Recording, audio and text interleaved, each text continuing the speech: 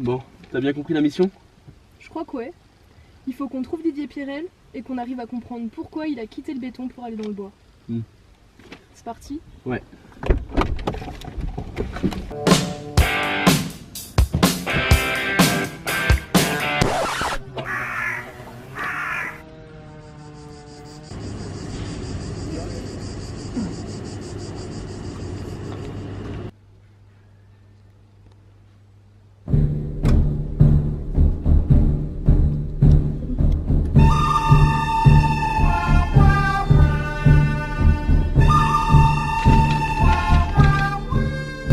Bonjour, je suis Didier Pirel et je suis en charge globalement de la maintenance générale sur le campus bois, aidé en cela par la dizaine de techniciens et de techniciennes du service.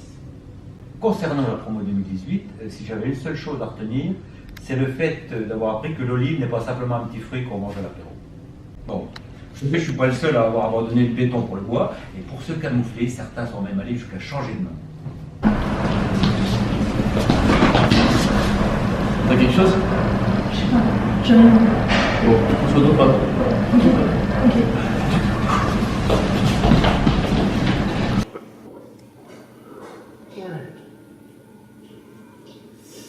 Au mieux. Monsieur Charpentier? Oui, c'est moi. Est-ce que je pourrais vous poser quelques questions? Entrez, installez-vous. Est-ce que vous pourriez vous présenter s'il vous plaît et me décrire un petit peu les tâches que vous faites ici à l'ENSIB et quel poste vous occupez? Alors, Patrick Charpentier, je suis enseignant-chercheur ici. Je fais quelques enseignements autour de l'informatique, de la gestion industrielle, de la logistique, de l'optimisation. Et je suis également chercheur dans un laboratoire, plutôt à Nancy, autour de ces mêmes thématiques de logistique, d'optimisation et de gestion industrielle. D'accord. Bon. Soyons clairs, on va pas tourner autour de la dalle qui sèche, Monsieur Charpentier. Ou plutôt, devrait-on dire, Monsieur Truel. Ah là là, j'ai l'impression que vous m'avez démasqué. C'est la première fois en 20 ans de carrière qu'on me démasque. Ah oui, oui. Pourtant vous aviez une bonne couverture. Mais pourquoi avoir choisi le bois? Très franchement, là, entre nous, là, Oui, oui. il n'a pas du bien. Le secteur du béton ne paye pas par rapport au secteur du bois. Il y a un rapport entre les deux qui est assez impressionnant. Donc très franchement, les problématiques d'environnement, de développement durable, c'est pas mon truc. Il n'a pas du gain. D'accord. On a largement orienté vers ce choix. Ok. Et est-ce que vous contribuez au développement de la filière bois ou pas du tout Alors à la marge, très franchement, on est quelques anciens dans le béton à avoir conservé un pied dans le béton justement pour faire en sorte de développer ce secteur d'activité. Le bois reste à la marge pour nous. Ah oui, d'accord. Et peut-être que vous pourriez m'aiguiller vers quelqu'un Alors je pourrais vous aiguiller vers un de mes collègues, Romain Lemaitre, un ancien du béton également, et vous pourriez aller voir Romain Lemaitre qui s'occupe des Eurocode 5, c'est pas son truc, mais vous pourrez également regarder comment il fait les évaluations des étudiants, c'est assez intéressant et vous apprendrez plein de choses.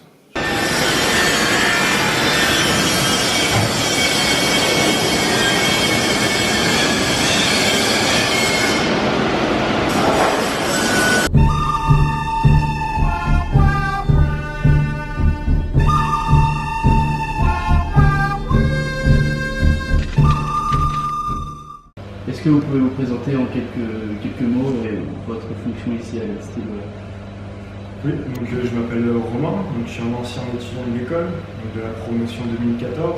Je suis arrivé en 2011 à l'ENSIB pour 3 ans de cursus ingénieur. Et donc là, je suis actuellement doctorant au LERMA, un des laboratoires de recherche du campus bois. Donc je fais une thèse sur les assemblages dans les structures.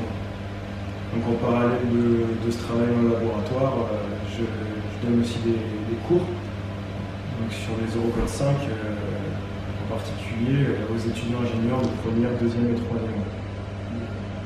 Donc je dispense des TD, également je corrige les examens. Ah, donc vous corrigez les examens, du coup, est-ce que ça serait possible de voir un petit peu comment ça se passe ou de nous expliquer un peu comment est-ce que vous procédez? C'est un peu secret, mais je pense que je peux vous montrer. Oui. D'accord, très bien. Merci beaucoup. Donc vous voulez voir comment on corrige les examens, je vais vous montrer. Donc avant, on utilisait la méthode de l'escalier, mais le problème c'est que les promos sont devenues tellement importantes maintenant qu'il n'y a plus assez de marche. D'accord. Après, il y a eu la règle de 3, mais il y a un outil beaucoup plus moderne maintenant, c'est Excel. Donc avec Excel, c'est très simple. Vous prenez la liste des étudiants, Ah, attends, je fais un petit zoom dessus. vous faites un tirage aléatoire, donc entre 0 et 10. Et vous déroulez sur la liste des étudiants. Hop. Et puis après, il faut quand même ajuster parce qu'il y en a, ils ne méritent pas des aussi bonnes notes que ça. Donc par exemple, le Albert, il est sympa, mais bon, il est quand même assez relou. Donc hop, moins un point pour ça. Donc, par exemple, Marianne de Gauchy, pas très forte en eurocode, mais son lapin bélier, il est tellement mignon, hop, on rajoute des points. Simon Drouet, très bon en eurocode et très bon en foot, hop, on rajoute un point. Etc. etc.